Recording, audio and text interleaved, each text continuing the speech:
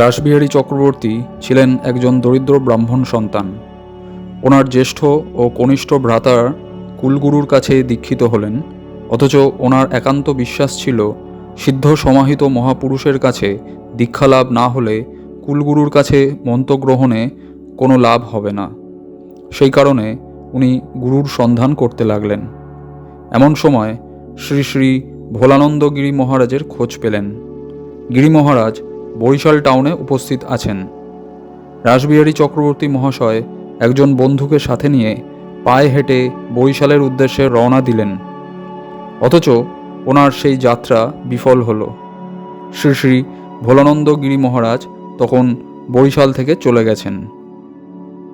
এরপর বহুদিন হয়েছে সদ্গুরু লাভের কোনো সুযোগ সুবিধা না হওয়ায় কুলগুরুর কাছে প্রাথমিক দীক্ষিত হয়ে ওনার আদেশ অনুসারে জীবন অতিবাহিত হতে লাগল।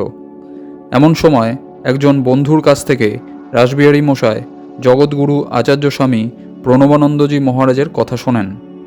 আচার্যদেবের একখানা ফটো দেখার সৌভাগ্য লাভ করেছিলেন। রাসবিহারী মহাশয়ের সেই বন্ধুটি বলেছিলেন, এই বৈশাখ মাসের পূর্ণিমার দিনই গুরু মহারাজ মাদারীপুর আশ্রমে উপস্থিত থাকবেন এবং রাসবিহারী মহাশয়কে সাথে করে গুরুদেবের কাছে নিয়ে যাবেন সেই আশ্বাস দেন। সেই বন্ধুটি বছর চারেক আগে গুরু মহারাজের কাছে সাধনাপ্রাপ্ত হয়েছিলেন। রাসবিহারী মশাই এসব শুনে খুব চিন্তা করতে লাগলেন। অবশেষে পূর্ণিমা তিথি এলো। সেই বন্ধুটিকে নিয়ে রাসবিহারী বাবু মাদারীপুর আশ্রমে উপস্থিত হলেন। শ্রীমৎ স্বামী প্রণবানন্দজি মহারাজকে ঘিরে আছেন সন্ন্যাসী, ব্রহ্মচারী এবং বহু গৃহী নরনারী। সকলকে এক এক করে গুরুদেব উপদেশ দিচ্ছেন।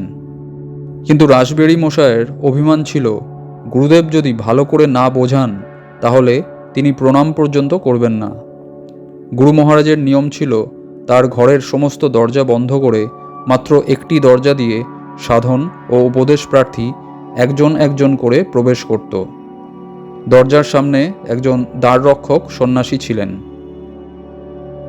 বহু লোক সেখানে সমবেত হয়েছে দেখে রাসবিহারী মশাই বিষণ্ণ মনে দূরে দাঁড়িয়ে রইলেন। এত লোকের মাঝখানে কিভাবে গুরু মহারাজের সাথে দেখা হবে সে নিয়ে যথেষ্ট মনে সংশয় ছিল। গুরু কৃপা কি তাহলে লাভ করতে পারবেন না, এরকম নানা দ্বন্দ্ব ওনার মনের ভেতর চলছিল। এমন সময় দ্বাররক্ষক স্বামীজি হাত ইশারায় ওনাকে দূর থেকে ডাকলেন এবং দরজার সামনে একটু অপেক্ষা করতে বললেন। ভেতরে গুরু মহারাজের কাছে যিনি গেছেন উনি বেরোলেই ঘরে প্রবেশ করতে বললেন। একটু পরেই লোকটি বেরোলেই তিনি গুরু মহারাজের ঘরের ভেতর প্রবেশ করলেন। গুরু মহারাজের দিব্য দর্শন করা মাত্রই মুগ্ধ হয়ে পড়লেন এবং সকল মান অভিমান যেন নিমেষে মিলিয়ে গেল। গুরু মহারাজের পদতলে লুটিয়ে পড়লেন। কণ্ঠরুদ্ধ হয়ে গেল, কথা বলার শক্তি নেই। কিছুক্ষণ যাবৎ সংজ্ঞাহীনের মতো থাকলেন। গুরু মহারাজ বাড়ি কোথায়, নাম কি জিজ্ঞাসা করাতেও কিছু বলতে পারলেন না। তখন শ্রী গুরু মহারাজ রাসবিহারী মশাইকে আপাদমস্তক নিরীক্ষণ করতে লাগলেন। পরে ভক্তের মাথায় হাত দিয়ে বললেন, আচ্ছা আচ্ছা, তুমি আগামীকাল অতি প্রত্যুষে সূর্য উদয়ের পূর্বে এখানে এসে আমার সহিত সাক্ষাৎ করিবে। এই কথা শুনে অতি আনন্দের সাথে বিদায় গ্রহণ করলেন।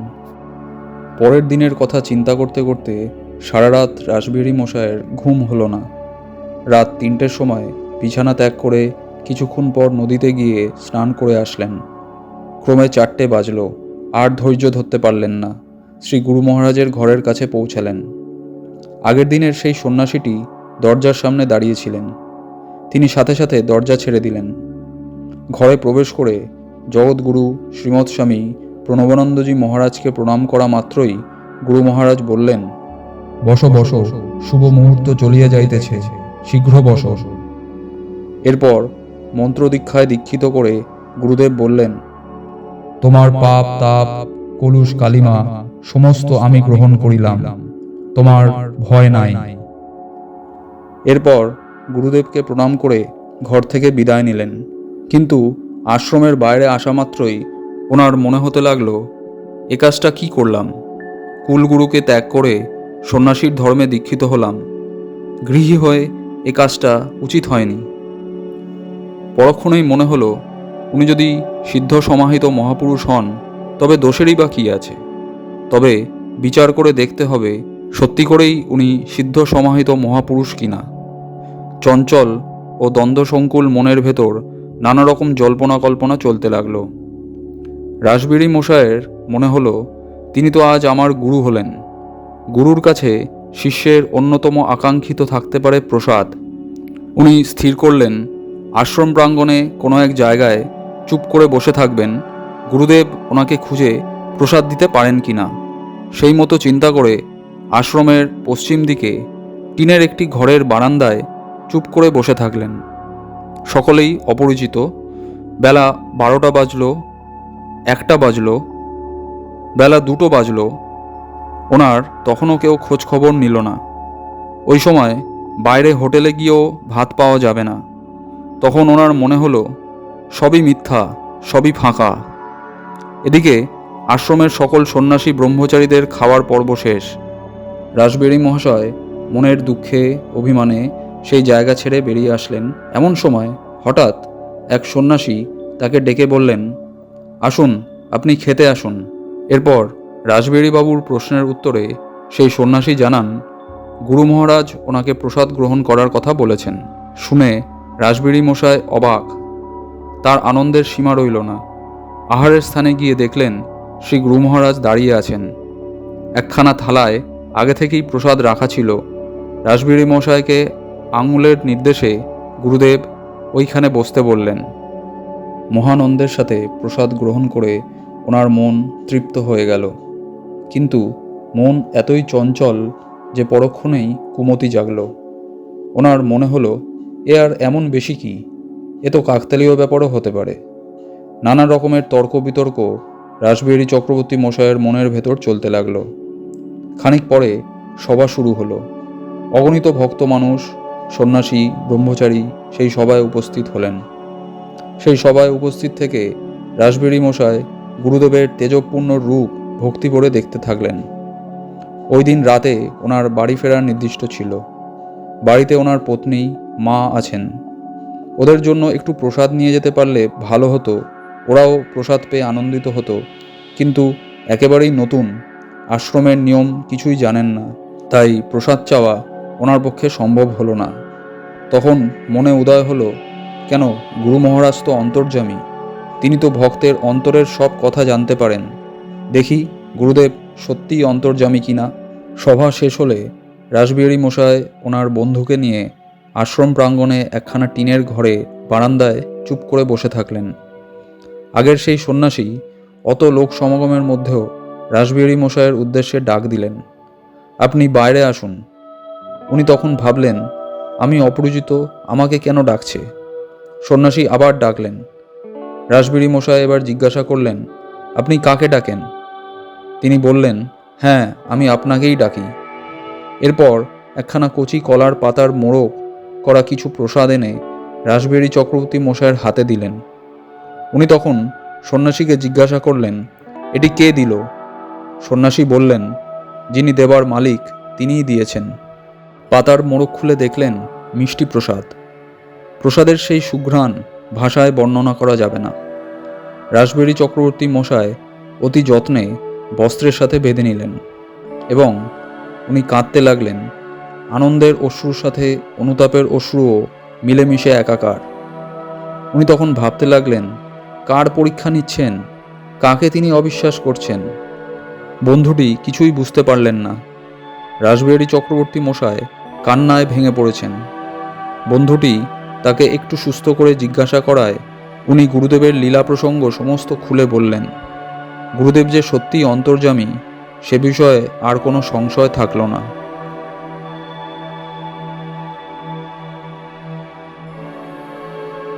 ভারত সেবাশ্রম সংঘের প্রতিষ্ঠাতা জগৎগুরু আচার্য স্বামী প্রণবানন্দজি মহারাজ সন্ন্যাস নেওয়ার আগে পর্যন্ত বিনোদ সাধু নামে পরিচিত ছিলেন। গ্রাম্য শ্মশানের পাশে খালের পাড়ে শেওড়া আর বেতের গভীর জঙ্গল ছিল তার সাধন ক্ষেত্র। সেখানে বনদুর্গা দেবীর থান, যেখানে গ্রামের মানুষজন সকলে একসাথে বছরে একবার গিয়ে পুজো দিয়ে আসে। তারপর আর সেখানে কেউ যেতে সাহস করে না, কারণ তাদের ধারণা ওই গভীর জঙ্গলে ভূত প্রেত রয়েছে। তাছাড়া সাপখোপ তো আছেই, সেখানে যেতে গা ছমছম করে। বিনোদ সাধু সেই জঙ্গলে 3 বছর 1913 সাল থেকে 1916 সাল পর্যন্ত কঠোর সাধনা করেন, তাও আবার রাত্রিবেলায়। তিনি সংকল্পে দৃঢ়, প্রতিজ্ঞায় অবিচল, কঠোর সাধনার দ্বারা উপলব্ধি করলেন সেই পরম সত্যকে। বিনোদ সাধু সমাধির পর ঘোষণা করেন, এ যুগ মহাজাগরণের যুগ, এ যুগ মহামিলনের যুগ, এ যুগ মহাসমন্বয়ের যুগ, এ যুগ মহামুক্তির যুগ। এই বাণী বাংলাদেশের বাজিতপুর থেকে সারা পৃথিবীতে ছড়িয়ে পড়ে। তার অন্তরে জেগে উঠল, আত্মসুখ নয়, মুক্তি চাই। সে মুক্তি মানুষের সেবায়, দেশের সেবায় ও জনকল্যাণে। চঞ্চল অনিত্য জগতের গতিকে নিয়ন্ত্রণ করে রেখেছেন তিনি। যেমন আছেন জগতে, তেমনই আছেন মানুষের হৃদয়ে অন্তর্যামী রূপে। ত্যাগের দ্বারা ভোগ অর্থাৎ জগৎ বুদ্ধি ছেড়ে ঈশ্বর ভাবনা মনে রেখে কর্ম করাই প্রকৃত কর্ম। মানুষের সেবার মধ্যে দিয়েই পাওয়া যায় তাকে। জীব সেবা যে তারই সেবা। মানুষকে ভালোবেসে নিঃস্বার্থ নিষ্কামভাবে সেবাই মিলন ঘটায় সেই অসীমের। অবশেষে এনে দেয় মহামুক্তি। বিনোদ সাধু তার কঠোর সাধনা তপস্যায় নিজ মুক্তির কথা চিন্তা না করে তিনি সকলের মুক্তির কথা চিন্তা করলেন। তার অন্তর হৃদয় থেকে উত্থিত হয়ে নতুন এক জীবনের সৃষ্টি করলেন। মানুষের মঙ্গল কামনায় গভীরভাবে নিজেকে নিয়োজিত করলেন। মানুষের কল্যাণে দেশ সমাজের কাজ করতে হলে নিজেদের তৈরি করতে হবে। তার জন্য একটা জায়গা চাই। এটাই সেই উপযুক্ত জায়গা, নির্জন, কোলাহল মুক্ত। বিনোদ সাধুর কণ্ঠ থেকে ঋষিদের মতো অমৃতের সমান বাক্য ঝরে পড়ল। তিনি বললেন, তোমরা অমৃতের সন্তান, তোমাদের ভেতর অমিত তেজবীর্য আছে। কোনো কিছুতে বিচলিত হও না। তোমরা শত পবিত্র, শত বিশুদ্ধ। তোমাদের কোনো ভয় নেই। তোমাদের কে নষ্ট করতে পারে? তোমরা ধীর স্থির হও, আত্মবিশ্বাসী হও, আত্মশক্তি বিকাশের জন্য শত চেষ্টিত হও। ছেলেরা মন্ত্রমুগ্ধ হয়ে অন্তঃস্থ করে ফেলল সেই অমৃতময় বাণী। তাদের ভেতর থেকে মহান সংকল্প জাগ্রত হলো। তারা প্রায় সকলে অনুগত শিষ্যের মতো হয়ে উঠল। তাদের উদ্যম উৎসাহ বেড়ে গেল। সকলের সমর্থনে গড়ে উঠল সাধন ক্ষেত্র। সাধুর কথায় যাদের ভেতর সন্দেহ সংশয় জেগেছিল, একটি স্বপ্নের মধ্যে দিয়ে সেই সমস্ত সন্দেহ সংশয় দূর হয়ে গেল। এক ভক্ত ঘুমের মধ্যে দেখে অপরূপা সুন্দরী এক বৃদ্ধা নারী মূর্তি। তিনি শান্ত স্নিগ্ধ অথচ দৃঢ় কণ্ঠে বলতে লাগলেন, সাধু যা বলে তোরা তাই কর। সাধুর কথায় কোনো সন্দেহ করিস না। সাধুর সাধনার প্রভাবে একদিন এই জায়গা তীর্থে রূপান্তরিত হবে। সাধুকে সাধারণ মানুষ ভাবিস না, সে এক অবতার পুরুষ রূপে জন্ম নিয়েছে। এরপরেও কিছু সংশয় থেকেই যায়। তাই সে জিজ্ঞাসা করে, মা, আপনি কে? বৃদ্ধা রমণী মৃদু হেসে বলেন, আমি এই ক্ষেত্রের অধিষ্ঠাত্রী দেবী বনদুর্গা। আমি সাধুর লীলা দেখব বলে এখানে অপেক্ষা করছি। তোরা সংশয় সন্দেহ হতে মুক্ত হয়ে নিশ্চিন্ত মনে সাধুর কথা মতো কাজ করে যা, তবেই তোরাও ওই লীলার অংশীদার হয়ে উঠবি। দেবী স্বপ্নের মধ্যে থেকে মিলিয়ে যান। ঘুম থেকে উঠে সেই ভক্ত সোজা বিনোদ সাধুর কাছে গিয়ে উপস্থিত হয়। সাধুকে সমস্ত ঘটনা বলতে লাগলো। তখন অন্য 8 সকলে উপস্থিত হয়ে স্বপ্নের সব ঘটনা শুনল। সাধুর প্রতি তাদের শ্রদ্ধা ভক্তি বেড়ে গেল। বিনোদ সাধু ভক্তকে অভয় আশীর্বাদ বাক্যে সান্ত্বনা দান করলেন। এরপর সাধুকে সামনে রেখে দিনের পর দিন চলতে থাকলো সাধন, ভজন, কীর্তন। ছাত্র ও যুবকদের সাথে গ্রামের বয়স্করাও আসতে লাগলো সাধুর ভজন কীর্তনে। এরপর কীর্তন আর গ্রামের মানুষের মধ্যে সীমাবদ্ধ থাকলো না। পাশের গ্রাম থেকে কীর্তনীয়রা আসতে লাগলো। জমে উঠল সাধন ক্ষেত্র।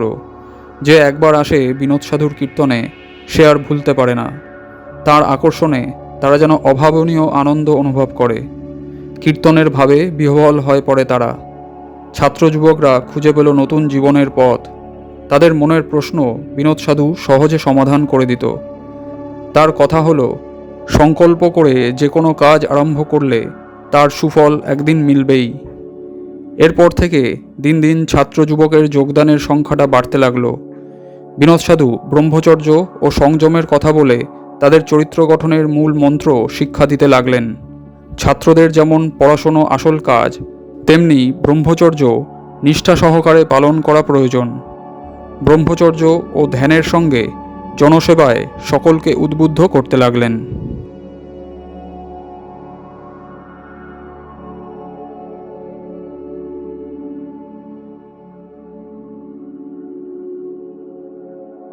সালটা তখন 1938।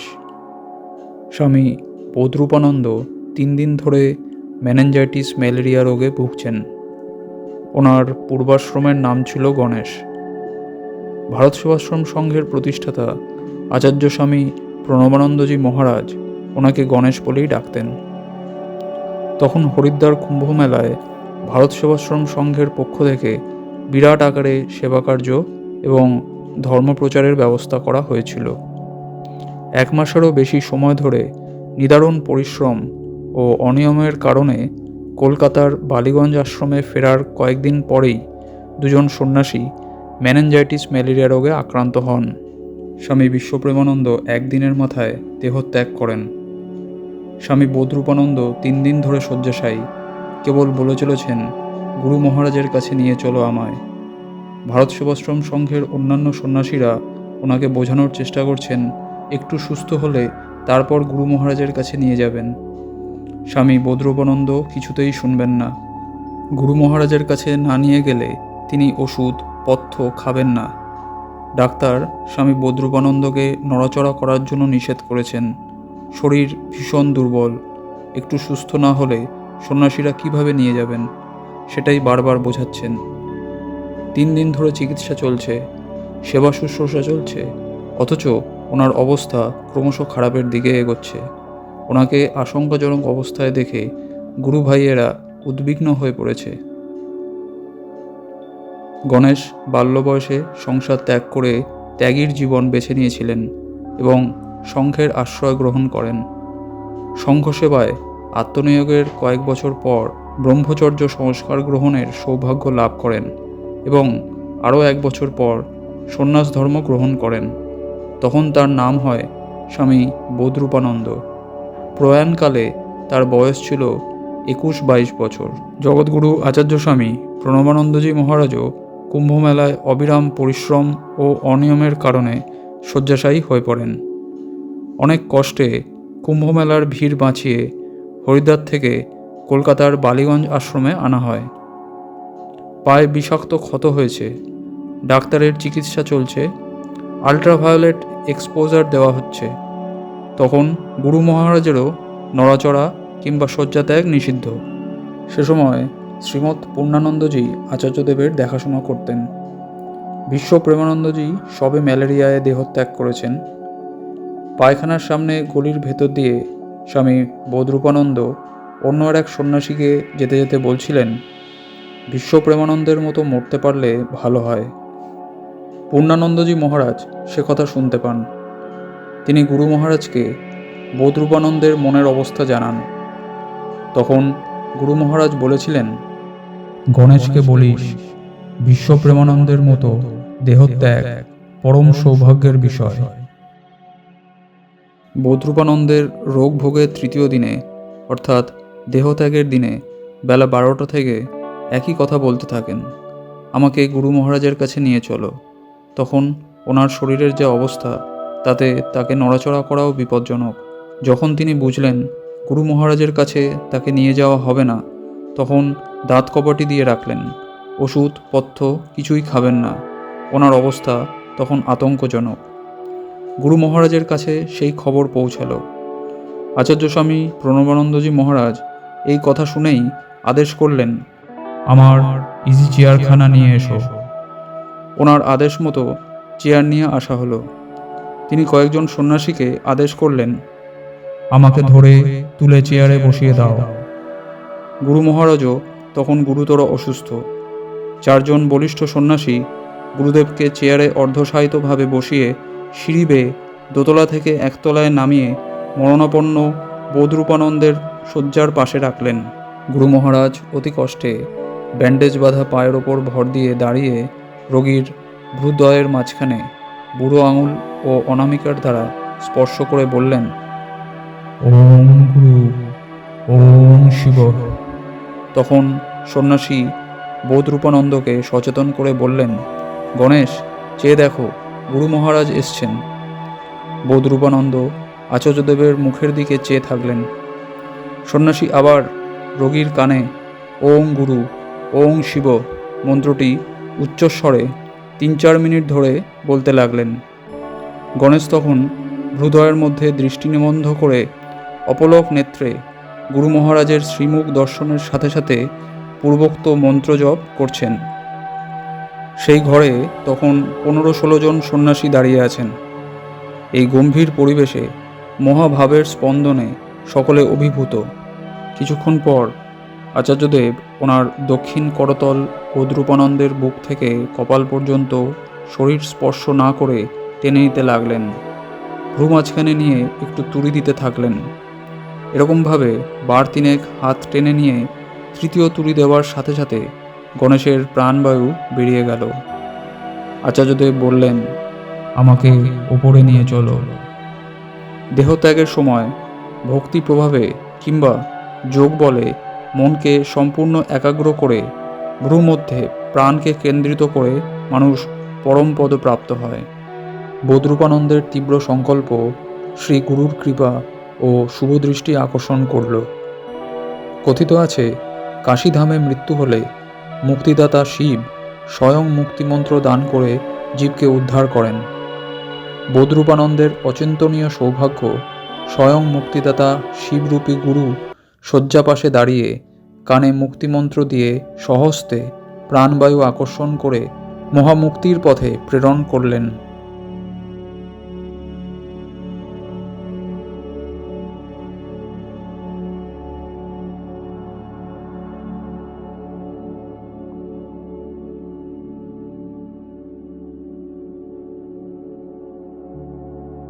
সালটা 1923। জগৎগুরু আচার্য স্বামী প্রণবানন্দজি মহারাজ তখন ব্রহ্মচারী বিনোদ নামে পরিচিত। তার অনুপ্রেরণা ও তত্ত্বাবধানে সুন্দরবন অঞ্চলে দুর্ভিক্ষ পীড়িত ও অনুন্নত অঞ্চলে শিক্ষা, অর্থনৈতিক পুনর্বাসন, সমাজ কল্যাণ ও নৈতিক আদর্শের বিস্তারমূলক কাজ চলছিল। তখন সবে সবে ভারত সেবাশ্রম সংঘ নামকরণ হয়েছে। কয়েকজন ব্রহ্মচর্য মন্ত্রে দীক্ষা গ্রহণ করে এবং ত্যাগব্রত সাধন অবলম্বন করে রয়েছেন। তাদের মধ্যে একজনের নাম সুধাংশু। হঠাৎ একদিন বিনোদ সাধু তাকে বললেন, চলো যাই মাইজপাড়ায়। ওখানে কেন যেতে হবে তা সে বুঝতে পারে না, অথচ গুরুদেবকে জিজ্ঞেস করার সাহসও হচ্ছে না। বিনোদ সাধুর যোগ শক্তির কথা লোকমুখে অল্প বিস্তর শুনেছে, কিন্তু চাক্ষুষ করার মতো সুযোগ তার হয়নি। সুধাংশুর বয়স কম, মনে অনেক প্রশ্ন, কেন যাব, কিসের জন্য যেতে হবে, ইত্যাদি ইত্যাদি। বিনোদ সাধু যে অন্তর্যামী তখন সে বুঝতে পারে। মনে প্রশ্ন ওঠার সাথে সাথে বিনোদ সাধু বললেন, টাকা আদায় করতে যাব। আশ্রমের কাজের জন্য টাকার দরকার, তা দেবে সাধারণ মানুষজন। কি করে টাকা আদায় করতে হয় তা তুমি শিখতে পারবে, চলো আমার সঙ্গে। সুধাংশুর মনে আর কোনো প্রশ্ন রইল না। এরপর এমন একটি অলৌকিক ঘটনা ঘটল, যার ফলে সুধাংশু পরবর্তীকালে নিঃস্বার্থ মানব সেবামূলক কাজে নতুন জীবনের আস্বাদ লাভ করে কর্মযোগী স্বামী ওঙ্কারানন্দজি মহারাজ হয়ে উঠলেন। আসা যাক সেই ঘটনায়। সে সময় বর্ষাকাল, নদী সব জলে ভরপুর। মাদারীপুর থেকে একটি ছোট ডিঙি নৌকাতে গুরু মহারাজ ও সুধাংশুকে নিয়ে মাঝি মাইজপাড়া উদ্দেশ্যে রওনা হলো। নৌকো তরতর করে এগিয়ে চলল। হু হু করে বাতাস বইছে। এত জলের ঢেউ নদী যেন উন্মুক্ত সমুদ্রের মতো হয়ে উঠেছে। নৌকা নদীর ঢেউয়ে উথাল পাথাল হচ্ছে। সুধাংশু সাঁতার জানে না, মাঝ নদীতে নৌকা চলছে। এরকম অবস্থায় সে আগে কখনো পড়েনি। স্বাভাবিক কারণেই তার মনে ভয়ের সঞ্চার হতে লাগলো। সুধাংশুর মনের ভয় এত প্রবল হয়ে উঠল, নিজেকে রক্ষা করতে গুরু মহারাজকে জাপটে জড়িয়ে ধরলেন। গুরু মহারাজ তখন তার গায়ে মাথায় হাত বুলিয়ে বললেন, ভয় কি তোমার? আমি তো আছি। সারা জীবনের ভার তিনি আগে থেকেই নিয়ে রেখেছেন, তা সুধাংশু পরবর্তীকালে টের পেয়েছিল। সুধাংশুর অবস্থা বুঝে গুরু মহারাজ বললেন, আর বেশি দূরে নয়, প্রায় এসে গেছি। ওই তো গ্রাম দেখা যাচ্ছে। এবার সুধাংশু কিছুটা আশ্বস্ত হয়, মৃত্যু ভয় কাটে। স্বাভাবিক অবস্থা ফিরতেই মন আবার চঞ্চল হয়ে ওঠে।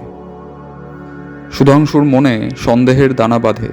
সে গুরু মহারাজকে জিজ্ঞাসা করে, আমরা যেখানে যাচ্ছি সেখানে কারা চাঁদা দিবে? কত টাকা আদায় হবে আমাদের? কেন তারা চাঁদা দিবে? জগৎগুরু আচার্য স্বামী প্রণবানন্দজি মহারাজ বলেন, আমরা সাধারণ মানুষের কাছে যাব, প্রত্যেকের কাছে চাঁদা চাইব। আমাদের সেবা কার্যের জন্য চাঁদা আদায় হবে 507 টাকা। সুধাংশু বলে, ওখানে সব ব্যবস্থা করা আছে?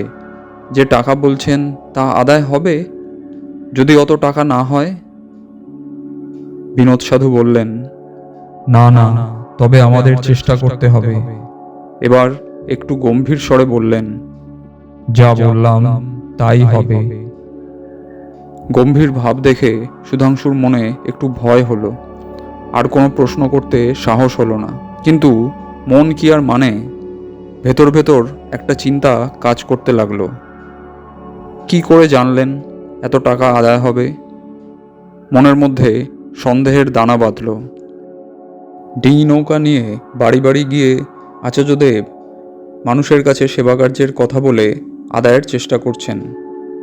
সবাই সাধুকে দেখে একটা ভক্তিভাব প্রকাশ করে। মনে হয় তাদের কতকালের চেনা সাধু, কিন্তু তাদের মধ্যে দান করার মানুষ কম। অনেক চেষ্টা করেও টাকার পরিমাণ বলার চেয়ে কম আদায় হলো। সুধাংশুর মনে সেই প্রশ্ন, যদি তিনি শক্তির সাধনায় সিদ্ধপুরুষ হন, তবে অঙ্কে মিলল না কেন? আচার্যদেব কিছু বলছেন না, একটু গম্ভীর ভাব। আচার্যদেব ওই অবস্থায় কাজ শেষ করে মাদারীপুরের দিকে রওনা দেন। নৌকাটি লোকবসতির কোল ঘেঁষে ঘেঁষে আস্তে আস্তে চলছে। গ্রাম ছেড়ে যাবে এমন সময় দূর থেকে এক বৃদ্ধা বুড়িমার আওয়াজ, মাঝি ভাই, নাও থামাও, নাও থামাও। সাধুর কানে সেই শব্দ যেতেই তিনি মাঝিকে পাড়ে ভিড়তে বলেন। মাঝি নৌকা পাড়ে ভেড়ায়। বুড়িমা দৌড়াতে দৌড়াতে এসে হাঁপিয়ে গেছেন। তার হাতে একটা পুটুলি। বললেন, সাধু বাবা, আমার এই সামান্য অর্থ আশ্রমের সেবা কাজে লাগলে ধন্য হব। সাধু হাত জোর করে বুড়িমার পুটুলিটি নেন। সাধু একটু হেসে বলেন, এই দান সামান্য নয় মা, আর তো পীড়িত মানুষের বিরাট কাজে লাগবে। বুড়িমা আশ্বস্ত হলেন এবং একটু তৃপ্তির হাসি হেসে চলে গেলেন। মনে হলো বুড়িমা অন্তরে খুবই শান্তি পেলেন।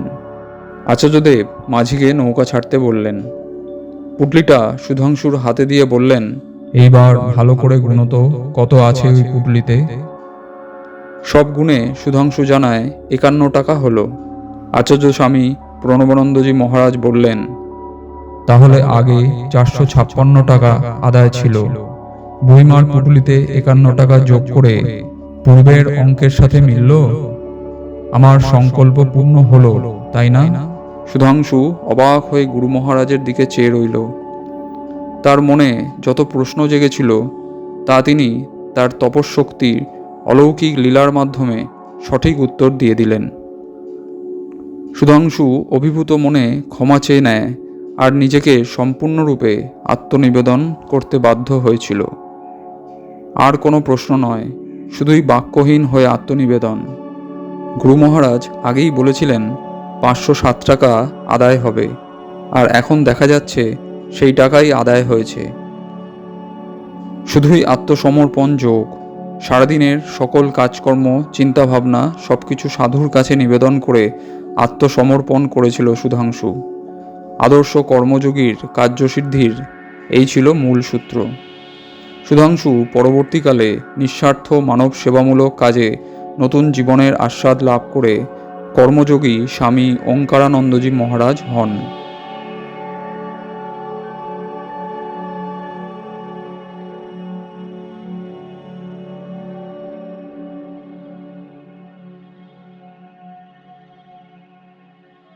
জগৎগুরু আচার্য স্বামী প্রণবানন্দজি মহারাজ বালিগঞ্জে নিজস্ব জমিতে তখন সবেমাত্র আশ্রম প্রতিষ্ঠা করেছেন।